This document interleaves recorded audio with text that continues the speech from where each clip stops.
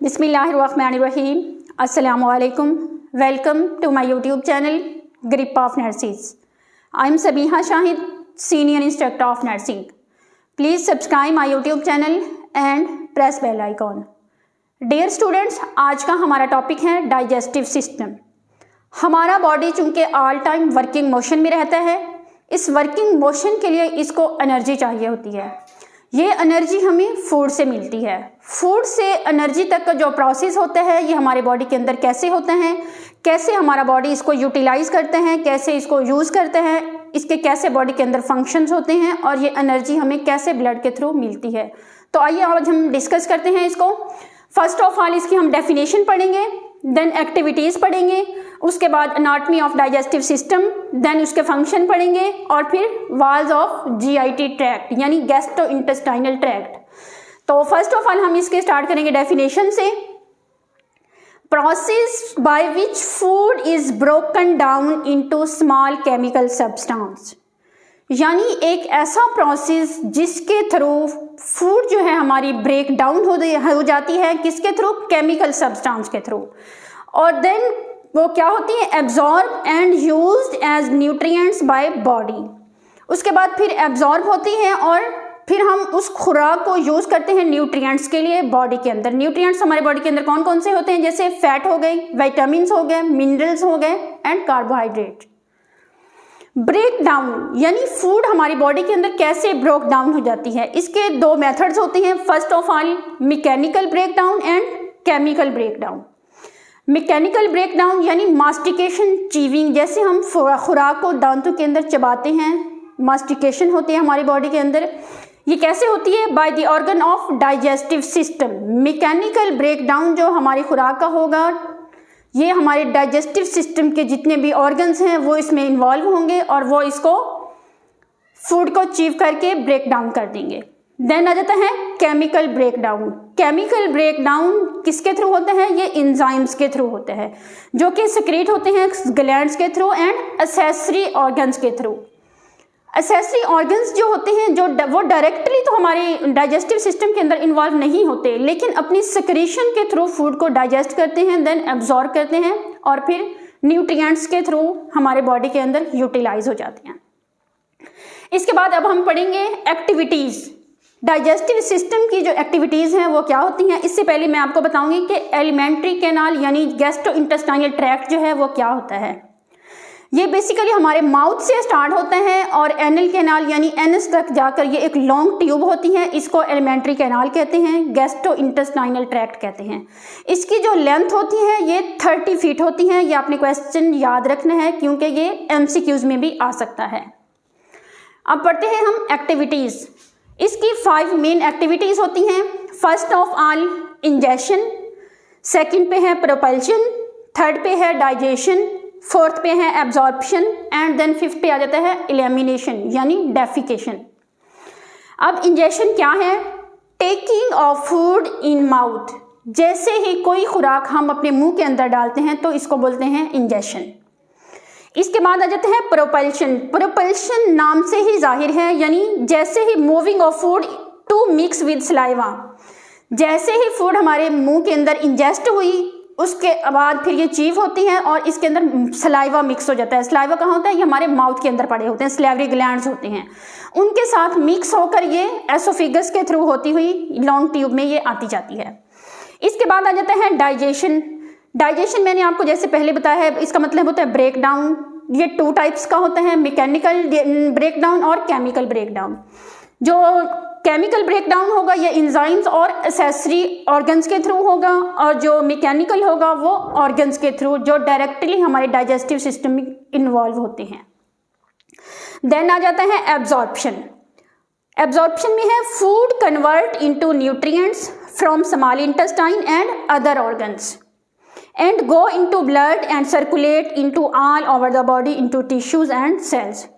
यानी फूड जैसे ही कन्वर्ट होती है न्यूट्रिएंट्स के अंदर, न्यूट्रिएंट्स मैंने आपको बताए हैं जैसे विटामिन्स हो गए, मिनरल्स हो गए, फैट हो गई, कार्बोहाइड्रेट हो गए, इनके अंदर जैसे ही कन्वर्ट होती हैं तो ये फिर ब्लड के अंदर आ जाती है। ब्लड जो है हमारी पूरी बॉडी के अंदर सर्कुलेट होगा जो कि टिश्यूज़ और सेल्स को एनर्जी प्रोवाइड करेगा। उसके बाद फिर आ जाता है एलिमिनेशन। ऐसी खुराक, ऐसी फूड जो हमारे बॉडी के अंदर डाइजेस्ट नहीं होती या एब्जॉर्ब नहीं होती, तो वो हमारे बॉडी से आउट हो जाती है एनल कैनाल के थ्रू, एनएस के थ्रू, यानी फीसिस की सूरत में हमारी बॉडी से आउट हो जाती है। इसके बाद अब हम पढ़ेंगे एनाटॉमी। एनाटॉमी को हम डिस्कस करते हैं डायग्राम के थ्रू। डाइजेस्टिव सिस्टम की यानी गैस्ट्रोइंटेस्टाइनल ट्रैक्ट की जो एनाटॉमी है या एलिमेंट्री कैनाल है, इसको हम डायग्राम से डिस्कस करेंगे। इसके जो ऑर्गन्स होते हैं गैस्ट्रोइंटेस्टाइनल ट्रैक्ट के 2 टाइप्स के होते हैं, primary organs and accessory organs. Primary वो ऑर्गन्स हैं जो डाइजेस्टिव सिस्टम के हैं यानी एलिमेंट्री कैनाल के हैं, जो डायरेक्टली इन्वॉल्व होते हैं। तो हम पढ़ते हैं, फर्स्ट ऑफ ऑल है माउथ।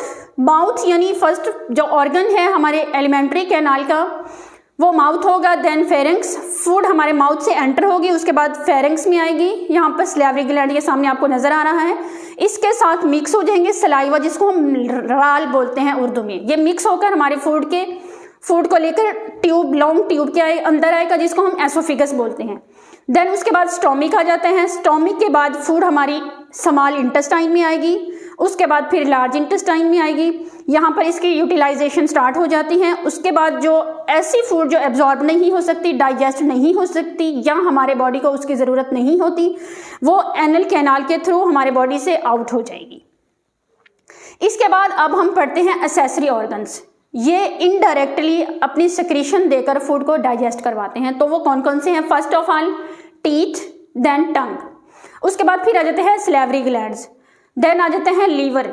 लीवर बाइल को सेक्रीट करता है जो कि हमारी फूड की डाइजेशन में बहुत हेल्पफुल है, स्पेशली फैट के लिए लीवर। इसके बाद आ जाता है गॉल ब्लैडर। लीवर के नीचे एक छोटा सा आपको नजर आ रहा है, ये गॉल ब्लैडर है। इसके अंदर लीवर जो है ना अपनी बाइल सेक्रेट करेगा टेम्परेरी टाइम के लिए। जब हमारे स्टोमिक को ज़रूरत होगी बाइल उस फूड की डाइजेशन के लिए, तो बाइल जो है बाइल स्टोमिक के अंदर आ जाएगी। इसके बाद फिर आ जाते हैं ये स्टोमिक के नीचे एक रखा हुआ छोटी सी लॉन्ग ट्यूब नजर आ रही है आपको, ये है पैंक्रियाज। इसका फंक्शन जो है 2 टाइप्स का होता है। First of all endocrine, then exocrine. जो एंडोक्राइन होता है ये हार्मोन सेक्रेट करता है, और जो एक्सोक्राइन होता है ये पैंक्रियाटिक जूस को सेक्रेट करता है, जो हमारी फूड की डाइजेशन में बहुत हेल्पफुल होती हैं। तो ये था एक्सेसरी ऑर्गन्स। इसके बाद अब हम पढ़ते हैं गैस्ट्रोइंटेस्टाइनल ट्रैक्ट के फंक्शन ऑफ GIT यानी गैस्ट्रोइंटेस्टाइनल ट्रैक्ट के। फर्स्ट ऑफ ऑल है इसका फंक्शन इंजेक्शन, यानी गैस्ट्रोइंटेस्टाइनल ट्रैक्ट का जो मेन फर्स्ट वाला फंक्शन है इंजेक्शन, खुराक को अपने अंदर इंजेस्ट करना।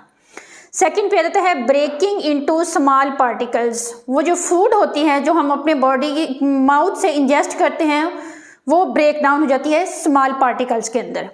देन आ जाता है transport into different areas. Digestive system के अंदर जितने भी ऑर्गन्स हैं वो फूड को जैसे माउथ से स्टार्ट होती है जाना, डिफरेंट ऑर्गन्स के थ्रू ये मूव होती रहती है और अंदर डाइजेस्ट हो जाती है। देन आ जाता है secretion of enzymes and other substance. हमारी फूड जो है जैसे सिक्रीट होती है यानी माउथ से स्टार्ट होकर एंड तक जब आती है तो इसके अंदर डिफरेंट सिक्रीशंस आती हैं जो इसको डाइजेस्ट करवाती हैं, एब्जॉर्ब करवाती हैं एंड देन यूटिलाइज करवाती हैं बॉडी के अंदर। देन है डाइजेशन। डाइजेशन 2 मेथड्स के थ्रू होती है, यानी केमिकल ब्रेकडाउन के थ्रू और मैकेनिकल ब्रेकडाउन। केमिकल मैंने आपको बताया था और मैकेनिकल भी बताया था, यानी केमिकल और मैकेनिकल में यही डिफरेंस होगा। जो मैकेनिकल होगा वो एक्सेसरी ऑर्गन्स के थ्रू और केमिकल जो होगा वो डायरेक्टली ऑर्गन्स के थ्रू होगा। देन आ जाता है एब्जॉर्प्शन।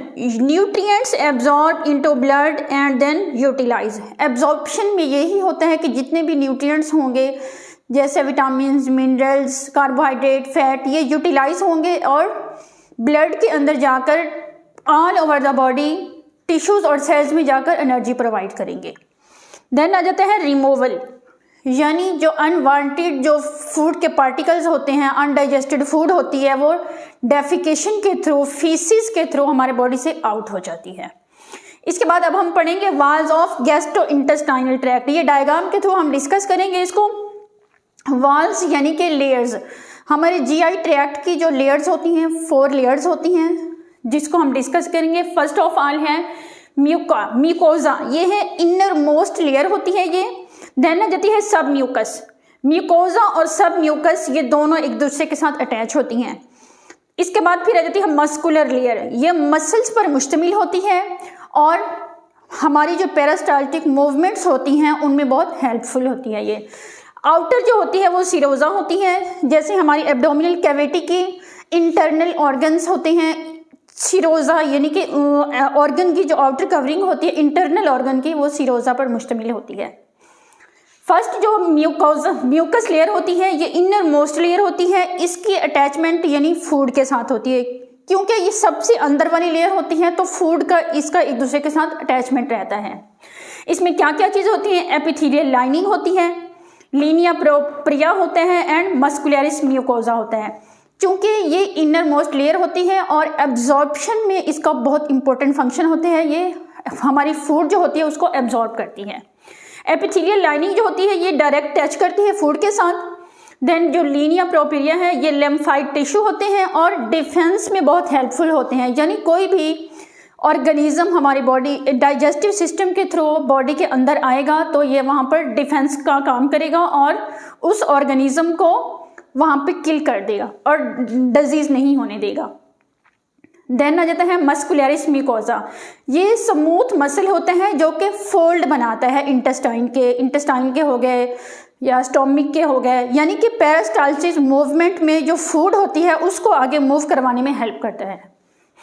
देन जो सेकंड लेयर आती है वो सब म्यूकस लेयर होती है। ये ब्लू वाली जो है ये सब म्यूकस लेयर होगी। ये मसल्स और इसके साथ इसके अंदर जो फोल्ड्स बनते हैं उनमें बहुत हेल्पफुल होती है। इसका क्या काम होता है? इसके अंदर blood vessels, lymphatic vessels and nerves होती हैं। जो सब म्यूकस लेयर होती है इसके अंदर ब्लड सप्लाई होती है। इसके अलावा नर्व्स जो होती हैं वो भी इसी के अंदर होती हैं। देन आ जाता है मस्कुलर लेयर। ये मसल्स वाली जो लेयर होती है, ये जो ब्लैक में है, ये इसको मस्कुलर लेयर बोलेंगे। ये क्या करती है? ये मूवमेंट में हेल्पफुल होती है। कंट्रैक्शन और रिलैक्सेशन में जो काम होता है, जो वर्क होता है, ये मस्कुलर लेयर का होता है। इसके अंदर वैसे तो 3 लेयर्स हैं, जैसे इनर ऑब्लिक हो गई, मिडल सर्कुलर हो गई और आउटर लॉन्गिट्यूडिनल हो गई। लेकिन ये जो इनर ऑब्लिक होती है ये स्टोमिक तक आकर ये लेयर ख़त्म हो जाती है, यानी कि स्मॉल इंटेस्टाइन, लार्ज इंटेस्टाइन और जो एनल कैनाल होती है इस लेयर पर मुश्तमिल नहीं होती। ये चूँकि मसल्स पर मुश्तमिल होती है जो, और आगे स्टोमिक के बाद जाकर ये लेयर नहीं होती, सिर्फ 2 बचती हैं। इसके बाद होता है सिरोजा। ये आउटर कवरिंग होती है, यानी कि हमारी जो डाइजेस्टिव सिस्टम की जो आउटर लेयर होती है उसका नाम होता है सिरोजा। एब्डोमिनल पेरिटोनियल भी इसको बोलते हैं। ये फाइब्रस टिश्यू से मिलकर बनी होती है, ये फाइब्रस लेयर होती हैं। जब हमारे एब्डोमेन के अंदर जो इंटरनल ऑर्गन्स होते हैं, ये मैंने आपको पहले बताया है कि सिरोजा होते हैं या इसको पेरिटोनियम भी बोलते हैं। तो डियर्स, ये था आज का हमारा टॉपिक डाइजेस्टिव सिस्टम।